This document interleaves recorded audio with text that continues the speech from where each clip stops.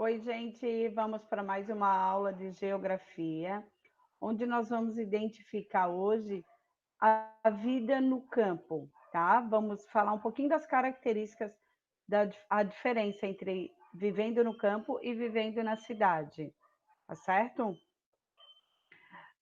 Atualmente, hoje, muitos brasileiros vivem na cidade, mas nem sempre foi assim.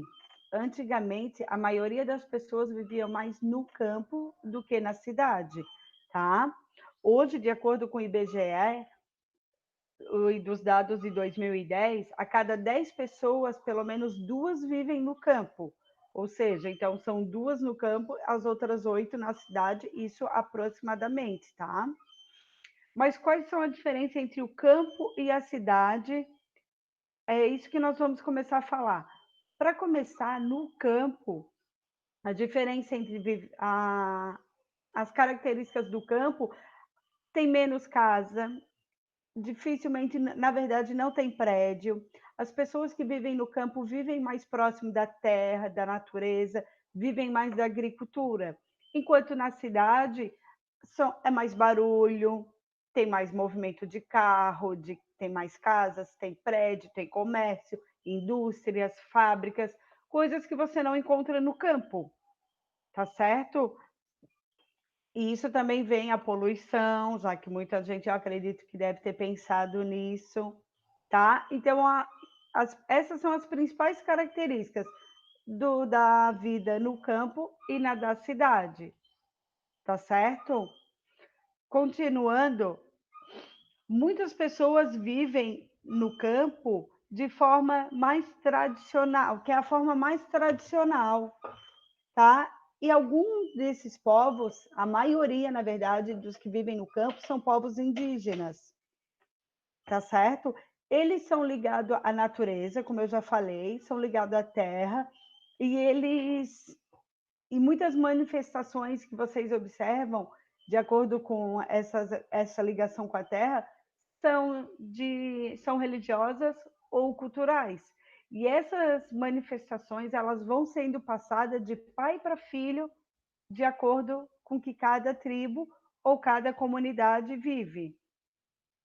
Eu vou apresentar um pouquinho 4 tipos de comunidades que vivem no campo, tá? E falar bem rapidinho delas, tá? Uma delas são os quilombolas, tá? Ela é formada por uma população de descendentes de escravos, que na época lá do Brasil Colônia, os negros, né, que foram trazidos para o Brasil para serem escravizados, eles, os que conseguiam fugir, iam para uma região na floresta, onde eles conseguiam formar quilombos. Eles começavam a se unir e começavam ali a plantar, a colher o próprio alimento, tá? E assim foi, esses quilombos foram crescendo, cada vez mais escravos conseguiam fugir, foram crescendo e foram criando as quilombolas, tá? Que são comunidades de descendentes de africanos que eram escravizados, tá? Eles vivem, tá, da agricultura de subsistência. O que é isso? É a agricultura que eles plantam para o próprio alimento, tá? Eles não vendem nada, eles vivem do próprio alimento. E uma influência nessa comunidade, né, uma festa tradicional que é influência dos seus descendentes e dos portugueses, na verdade, é a congada e o zongo, tá certo? Outra comunidade que vivem também no campo são os seringueiros. Eles vivem principalmente da extração do látex das seringueiras. Esse látex é a matéria-prima que dá origem à borracha, muito usada nas indústrias. Então, vocês podem observar que, diferente dos quilombolas, os seringueiros, eles não vivem para a própria, eles não plantam para se alimentar. Na verdade, eles retiram o látex para vender, para ser enviado para as indústrias produzirem a borracha. E como é muito presente os seringueiros, é muito forte no Nordeste, tá? A região eles são descendentes de nordestinos. Então, os seringueiros adoram como é que é? Uma cultura que eu posso dizer que eles apreciam muito é o forró, por ser lá do Nordeste. Outra comunidade também que vive da natureza, do campo, são os caiçara.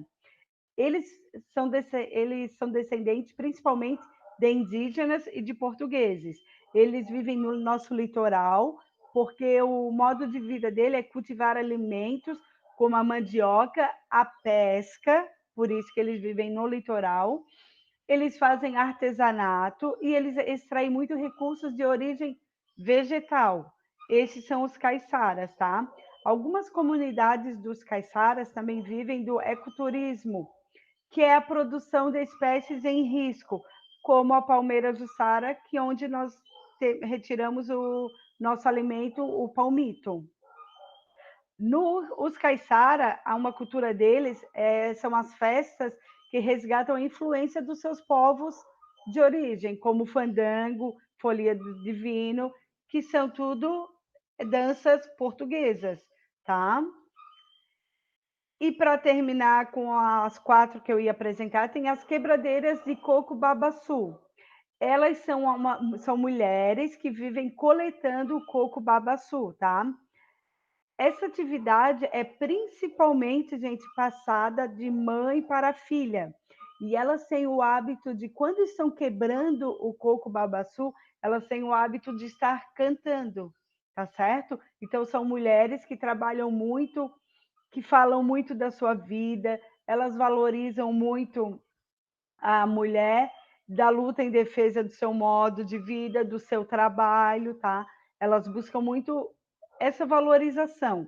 As quebradeiras de coco também produzem o azeite, que também é retirado da mesma fruta, e plantam alguns produtos agrícolas para sua subsistência, para o próprio consumo.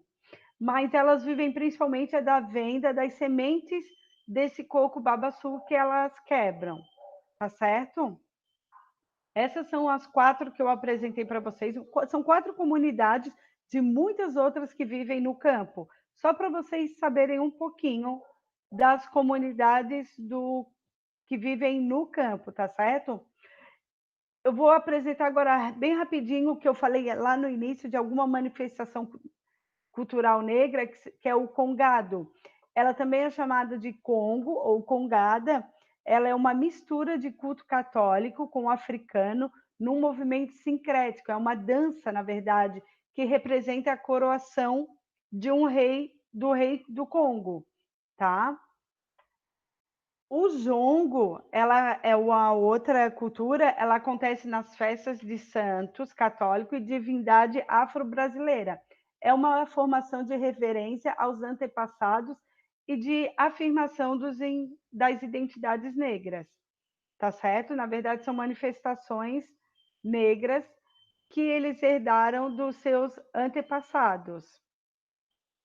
Nós trabalhamos no início das nossas aulas, né, quando começou essa pandemia, nós começamos a trabalhar sobre os pontos de referências, tá? Eu quero falar um pouquinho agora, então, nessas tribos indígenas, nessas comunidades, como será que era um ponto de referências deles? Como é que eles se orientavam?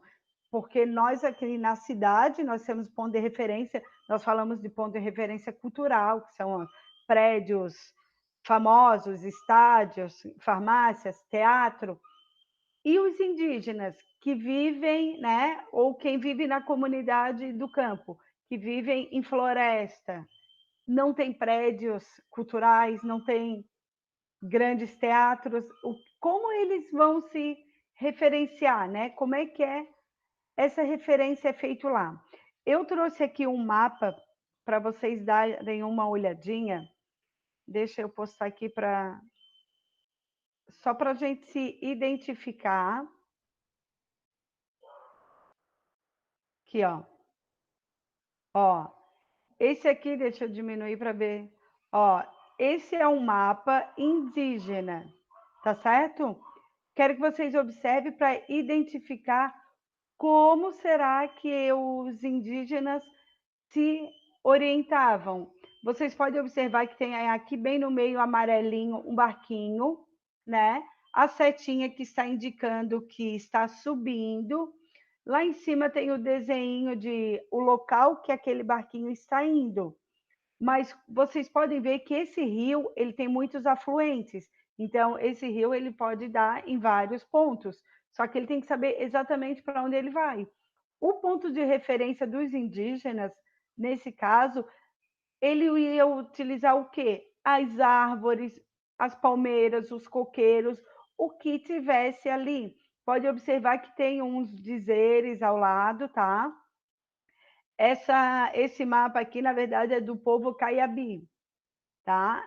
E aqui eu vou deixar para vocês esse mapa depois, vou postar lá no nosso Google Formulário, para a gente trabalhar um pouquinho sobre como é feita o ponto de referência desse mapa, tá certo? Então, para terminar a aula de hoje, só fazer um resuminho, nós identificamos as características diferentes, né, as características da vida das, oh, desculpa, as características da cidade e da vida urbana, da vida do campo, né, que lá tem na cidade tem muita, na vida urbana tem muitas casas, muito prédio, e no campo não. E como eles vivem no campo? No campo eles vivem mais da agricultura, né, da pesca. E os pontos, algumas culturas, né, eu apresentei algumas culturas da vida no campo, de alguns povos que vivem lá, e um mapa para a gente retomar um pouquinho o que são os pontos de referência, como é visto o ponto de referência no campo. Na cidade nós já vimos, agora nós vamos trabalhar um pouquinho no campo. Eu vou postar esse mapa para vocês e vamos trabalhar os pontinhos de referência desse mapa então, tá certo? Qualquer dúvida vocês deixem lá no comentários da turma que a gente vai se falando. Tchau, tchau. Então até a próxima aula.